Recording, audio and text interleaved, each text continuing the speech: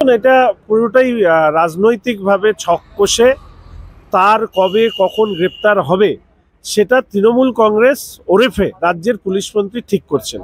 ফলে তিনি যতটা সম্ভব এই জনরোষ থেকে বাঁচবার জন্য এবং তার সম্পদকে রক্ষা করবার জন্য একটি নির্ধারিত পরিকল্পনা নিয়ে এগোচ্ছেন। তৃণমূল কংগ্রেসের মুখপাত্র সেই পরিকল্পনাকে বেআব্রু করেছেন এবং পরবর্তীকালে নিশ্চিতভাবে আজকে হাইকোর্টের একটা রায়ও বেরিয়েছে যেখানে সিবিইডি এদেরকে যুক্ত করা হয়েছে। ফলে পুলিশ দিয়েও আর বেশি দিন ওরা সুরক্ষিত রাখতে পারবে না।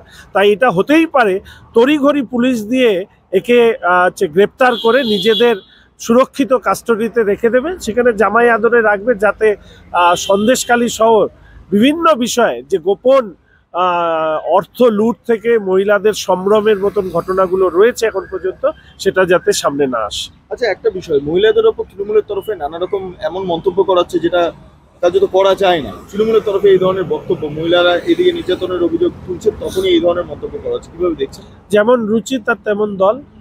এর আগে আমরা পার্থবাবুর ক্ষেত্রে কি আমরা এরকম ভেবেছিলাম? তো পার্থবাবু তো একটা বিষয় সামনে নিয়ে এসছে। আমাদের ওখানে একটা প্রচলিত বিষয় রয়েছে, অনেকে নাকি ডুয়ার্সে যান গোপন ভ্রমণে। তো এই গোপন ভ্রমণে ডুয়ার্সে যাওয়া নেতারা তাদের যে রুচি আর শাহজাহানের রুচি তো সব মিলেমিশে একাকার। আমি শুধু এইটুকু বলবো, যেটা সব থেকে অবাক হওয়ার মতন ঘটনা, যে কোনো একটা রাজনৈতিক দল নির্দিষ্টভাবে তাদের পার্টি অফিসে মহিলাদেরকে ডাকতেন রাত্রি 12টার সময়।